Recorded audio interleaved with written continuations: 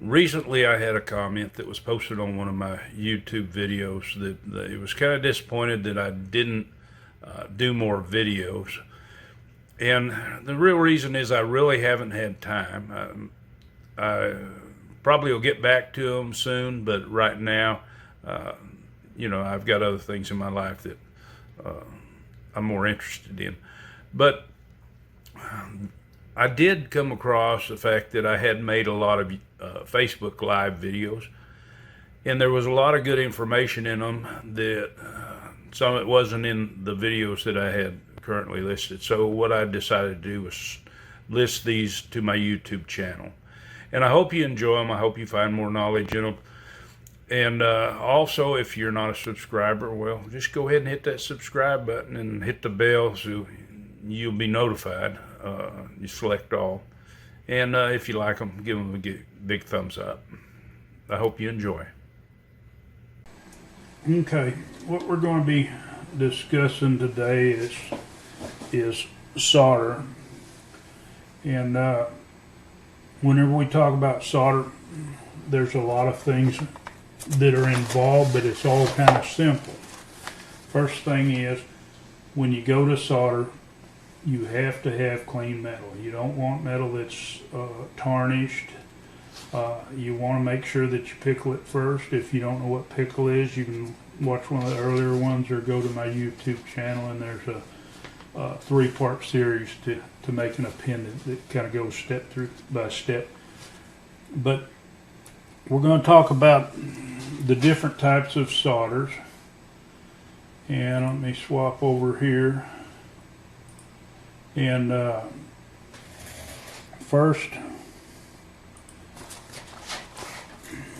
and that's something that you can make, something like that. That was one that I posted today. Now, I'm going to show a little chart here, and we'll raise this up just a little bit. But basically, you have 4 different types of solder, and there's a different composition of each one of these types of solder, and each one has a different melting point. And the way that when we solder on silver, we always start out our first connection that we make, or our first solder joint, is going to be hard solder. The reason for that is whenever we go back to the next soldering processes, we have less of a chance of melting it loose. Now, some people use hard solder all the way through because they want the higher silver content, so their joint doesn't show as much. Whichever way you do it, once you solder hard solder and you pickle it, its melting temperature is going to be a little bit higher than it was originally, and that's how they get by with that.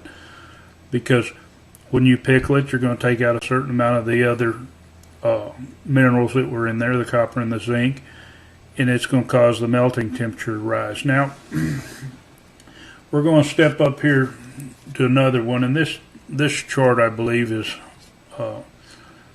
available either there, or if you can go to the East Texas Gem and Mineral Society website, I think it might be there. I'm not sure, but it seems like I put this in our group files. But anyway, you have your different kinds of silver, which are fine silver, and as you can see, its melting temperature is higher than the rest. Now you go down to sterling silver, and you have a little lower melting temperature, and then you go down to coin silver, and you have a little lower melting temperature. Okay, when I teach soldering in one of my classes, I always teach it by watching flux. Now, Cheryl knows this. That's one of the most important things, and if this ever clicks and it registers to you, you're going to know that if you watch your flux, we'll change over here. If you watch your flux, you're going to see a certain change that it goes through. Now, it doesn't matter what kind of flux you use.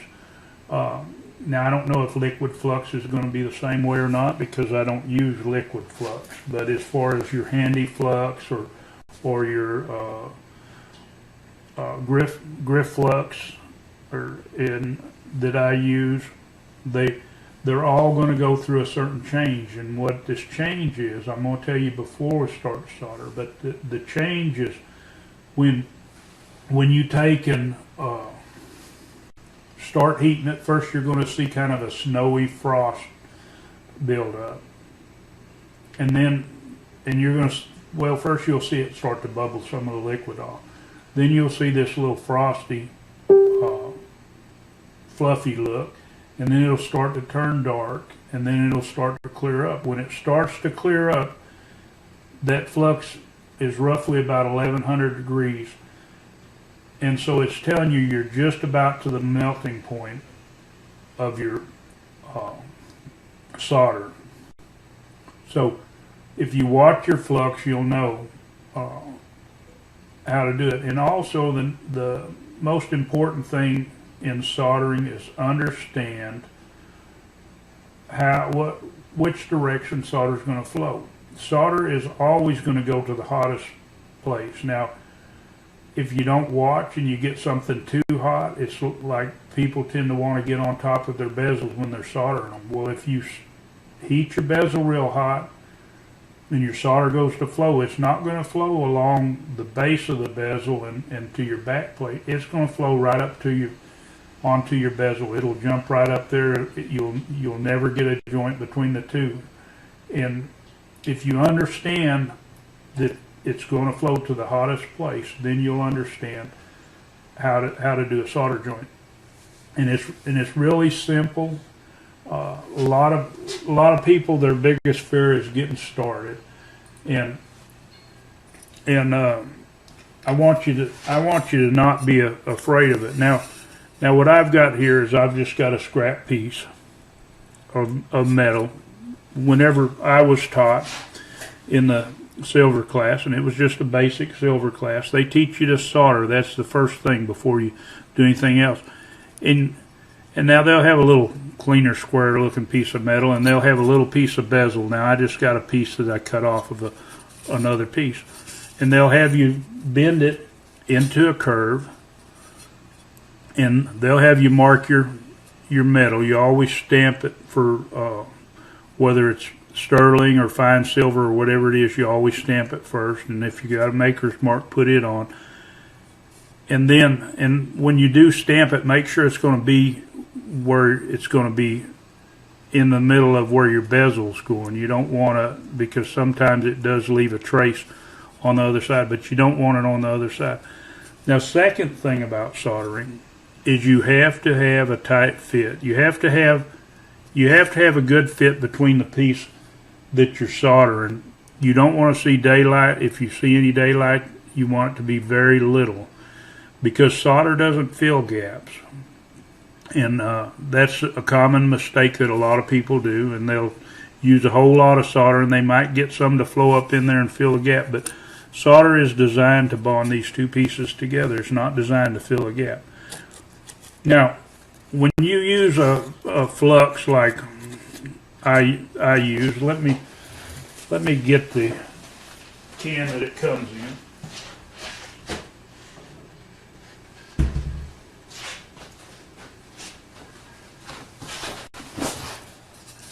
Now this is what I use, and it's grit flux. Now, like I say, it doesn't matter, handy flux, grit flux, whichever one. But what I want to show you here is this flux. It's kind of a paste, and it's really dry, and it'll dry out as you have. When it's newer, it'll be a little moisture. But I always, now some people work strictly out of the container. I like to use a little bottle, and you mix some water with it. But be aware that whenever you're going to use it, you want this stirred up, because you don't want to wipe water on your piece. Water, and it's easy to tell once you do it, because you'll start heating it and it'll start turning black in some spots. Now, but you want it to have a consistency to where it's kind of got some flow to it, but it's nice, and I say pasty, but it's not real thick, but about that thick, and you might even get a little thinner, but don't worry about it. But what you're going to do whenever you start out here, and normally I don't do this on my workbench because, or on my solder block, because I don't like flux on my solder block. It makes it stick. But you're just going to coat this piece of metal with flux. Now, solder will not stick if it's not fluxed. And they do have some agents that will keep flux from sticking in to certain places if you're worried about it coming out. Now, when I do my bezel, I just like to grab a hold of my bezel with my tweezers, and then I'll flux it. And normally I do this over my jar, and then I'll just put this into position. Now, you put this wherever it is that you want it. Now, I might have a little too much flux on there, but it's not going to hurt me. If you get way too much, it could create a problem for you. And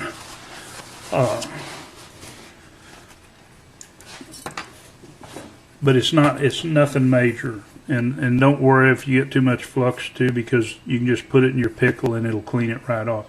But what we're going to do now, I've already cut me a couple pieces of solder. Now, remember there's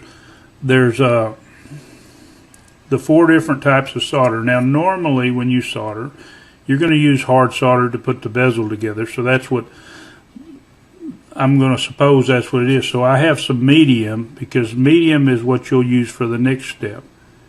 And what you'll do is you're going to place these, and I've got too much solder here, but I don't particularly care. I mean, that one piece would be plenty, but I'm going to put 2 pieces here. And you place these, and usually you don't have as much problem placing them. Now, you'll place these up next to the side of your bezel on the inside, because what you're going to do is when you solder a bezel, you're going to try to heat this plate, and this is 22 gauge, so it's kind of thick. But you're going to heat this plate around the outside of your bezel. You'll warm inside, and you can, and like I say, you can tell the temperature by how your heat responds to it. Now we're going to go ahead and try to do this. I'm going to try to reposition this camera a little bit so I'm not directly over the heat. Maybe you can see a little bit more of what's happening. There's not very much you can see whenever I'm doing this. I mean, you might put it out to full screen and kind of get an idea. Let me check, see comments here for a second.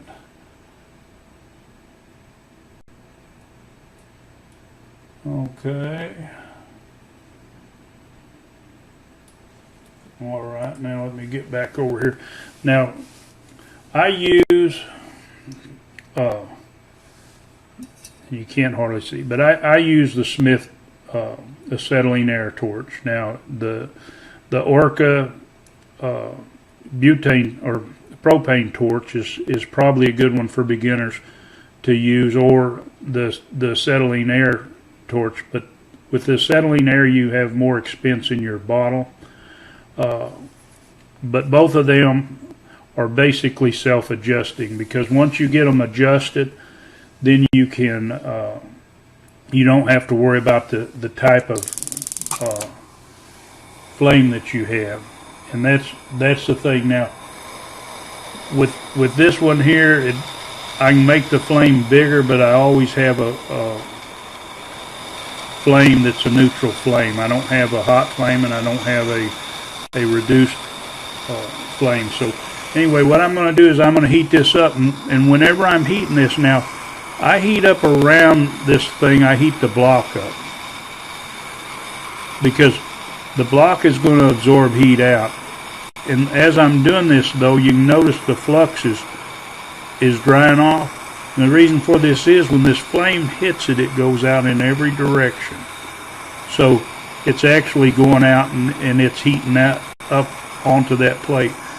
Now, once my flux starts to dry, you've seen it frost up. Now it's starting to turn dark.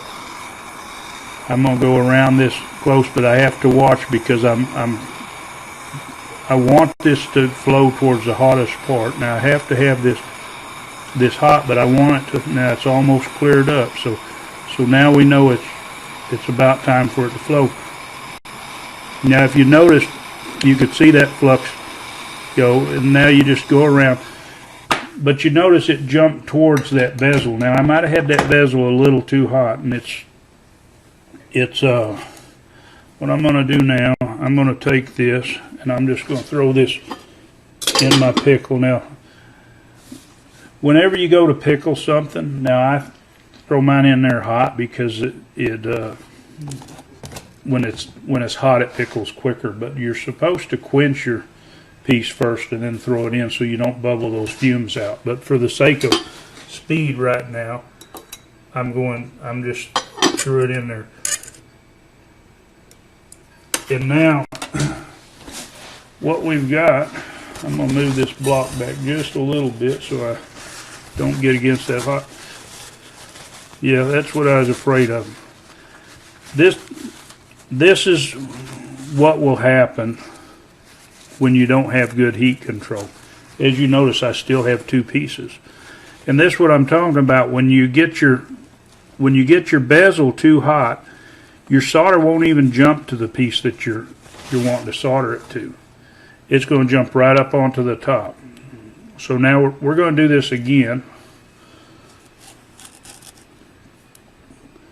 And it's probably good that it did that, even though I would have much rather it turn out right. But it's good that it did that, because then you can see what I'm talking about, and you'll know how to overcome it. Now, all we got to do is go back and flux everything back up one more time. We're going to put our piece back on here, and then we're going to put a piece of solder. This time I'm just putting one because I don't need both of those. Well, I'm going to put one there. We don't need both those pieces like we had a while ago. We just need the one piece. Okay, now I'm going to heat this up again. And this time I'm going to make sure that I put this heat like I'm supposed to. Now, like I say, we got to heat up the whole thing. But what happens when you get your heat too close to your bezel, you get your bezel hotter than your back piece. And if your bezel's temperature is higher, now you can watch your flux. It's doing the same way that it did every other time. It's going to frost up, and then it'll get ugly, and then it's going to clear up. Once it clears up, then you're about the temperature to heat this. Now this piece here will suck a lot of heat out of it, and that's the reason why we'll heat a little bit inside of our piece too. Now this time I put more along the edge. Now you see how that solder walked all the way across there? And now that was a good solder joint, because the way that the solder traveled on the backing plate. We had the backing plate plenty hot enough this time. Now I'll bring this out again. This time I won't have to worry about the piece coming apart.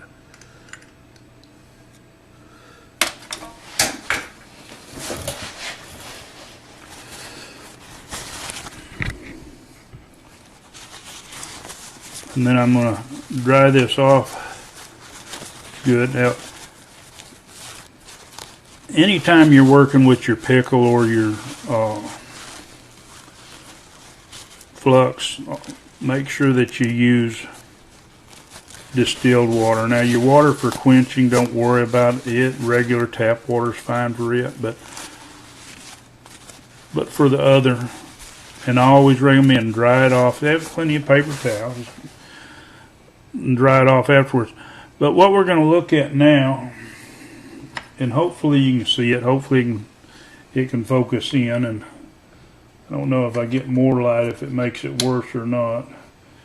I'm going to turn it off. But right here at this joint, and if you look at it close once you get finished, you've got what they call a meniscus. And what a meniscus is this little curved line. It's got like a little gusset it's built. And if you see that all the way around, then you have a perfect solder joint. And so once you solder, that's what you're going to look for, is that meniscus, so you got that perfect joint. And if you don't, well, then you're going to have to go back and you're going to have to do it. But you should have it on the inside as well as the outside. It should be on both sides of your piece.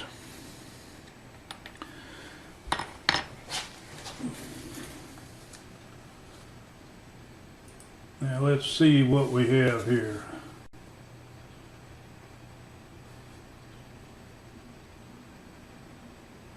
I'm going to say pickling, throwing hot stuff in your pickle is bad all the time. Now your pickle is always hot. You're going to have it to a good warm temperature. You don't want it to boil, but you want it to be warm. Pickle works best whenever it's warm. Let me swap cameras here for a minute. It works best when it's warm. Different fluxes for different metals. Now, if you were going to solder copper, you might want to use a copper solder. You can use silver solder just the same way like you do with this, but your joint shows. When you get one of the copper solders, it tends to try to cover the joint more, and then there is a trick too. I like to keep my old pickle, and I use a separate pickle pot for my copper and for my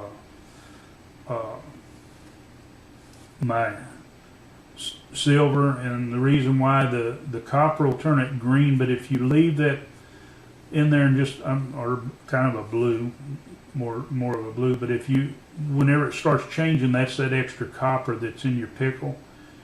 And they say never put iron in your pickle. They say use copper tongs, and the reason for that is whenever you put iron in your pickle, it sets up a reaction, and what it causes is it's an ionic charge that makes all the copper that's in that pickle go to the piece. It'll make it go on to your silver if you have silver in there. But in the same instance, if you're doing copper work and you have a pickle that's got a lot of color like that, and that's why normally if my pickle was getting dirty, I'd pour my pickle into something and then rinse the dirt out and then put my pickle back in there so that it has all that copper, because you can drop a piece of iron in there while your piece is in there, and if that joint is a little bit visible still, if there's enough copper, it'll cover that joint.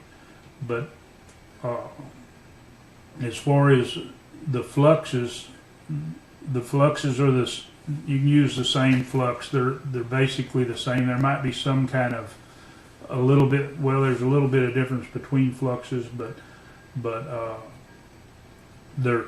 you can use the same one. I use this flux I use whenever I do copper. Some people might have a preference to change. I don't know, but anyway. And as far as quenching, you're just quenching in a dish with some cool water. So you just put in the water, that drops the temperature of your piece, and then throw it in your pickle, so your pickle doesn't boil out, and then you don't have all those fumes. Anytime you're doing this, you need to work in an area that's ventilated. So like right now, I have my fan on, I have my door open, so I'm getting plenty of fresh air. But you need to either have an exhaust fan or you need to have some kind of circulation, because it is a chemical, and there's possibility. Some people are more sensitive to the different chemicals. Okay, as far as soldering, like I say, the most important thing is understand the different solders and the different temperatures that they melt. Always start with the hardest one first and then work your way down. In most cases, you'll never use an extra easy. If you're going to purchase solder, know that you're going to use probably 3 to 4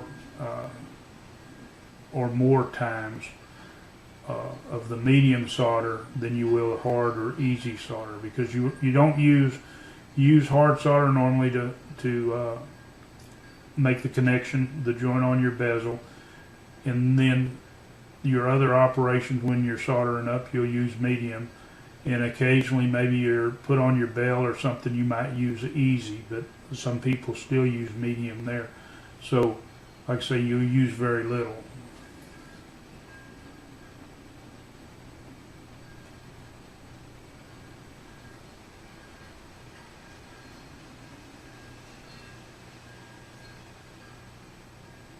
Okay, I'm getting confused on this last. Okay, if there's enough copper in your pickle, once your pickle gets dirty, and there's always going to be copper in there, because once you heat it up, your flux takes out impurities. It's going to take out a certain amount of copper in the zinc, so you're going to have copper in there. A lot of times you'll notice a little reddish tint on your metal when you take it out. That's not anything to worry about. That's kind of common. You're going to have a little bit of copper. Normally, if you pickle it longer, it'll come off. But in most cases, it even rubs off. It's not like it's bonded to it. But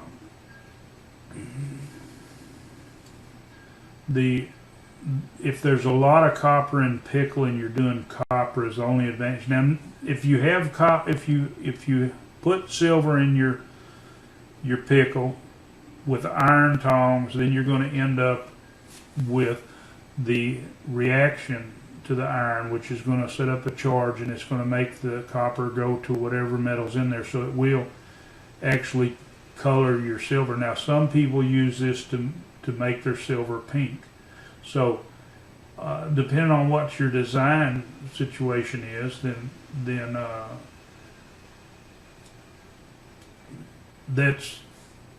that's going to be maybe something that you might want to use, But understand metal. Over time, you'll pick up different tips about metal. The more you associate in the group, you might find out something. A lot of people don't like to share tips because it's in their design or something. I don't care. I don't want people to just copy my design, but I mean, if that's what they want to do, if they don't want to come up with their own, then I guess that's the way they'll do. Let's see, got some more questions here.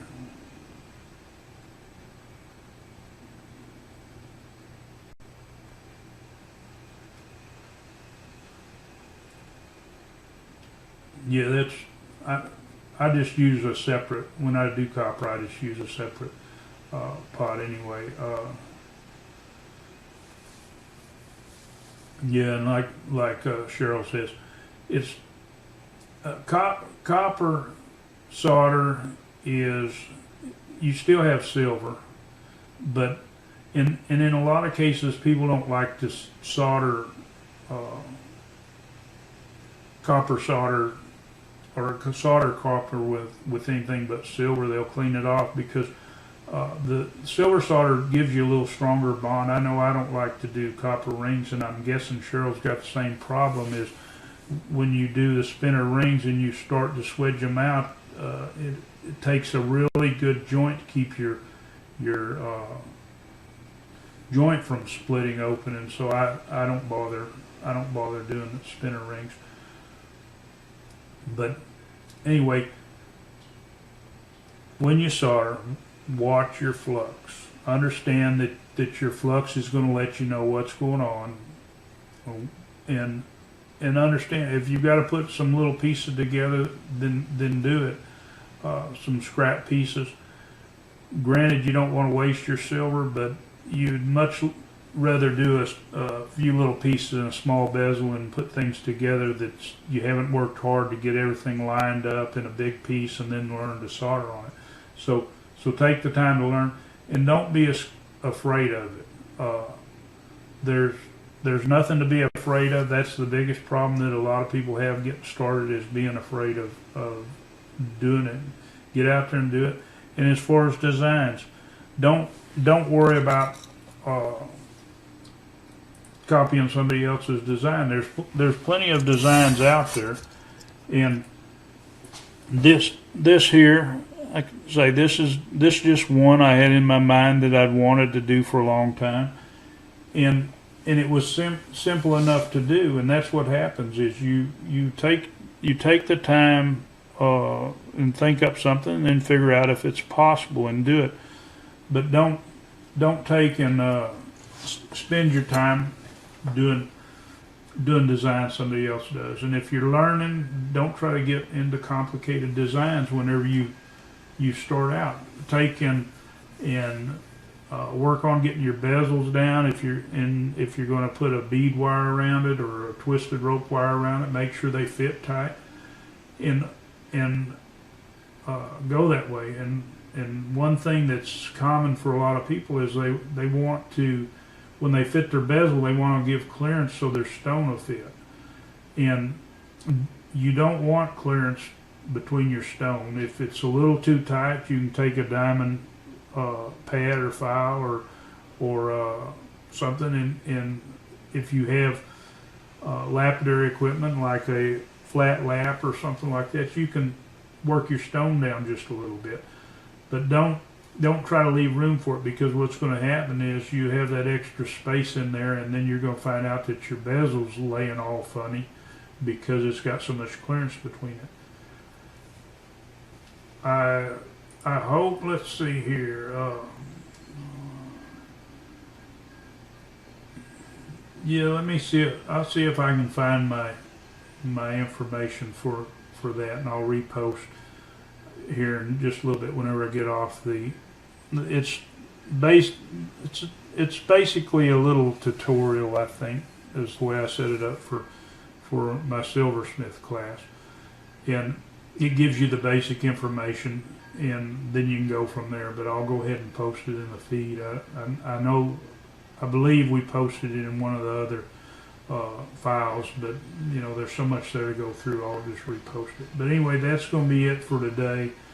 I hope that this helps you. I hope you learned something, and until next time, have fun.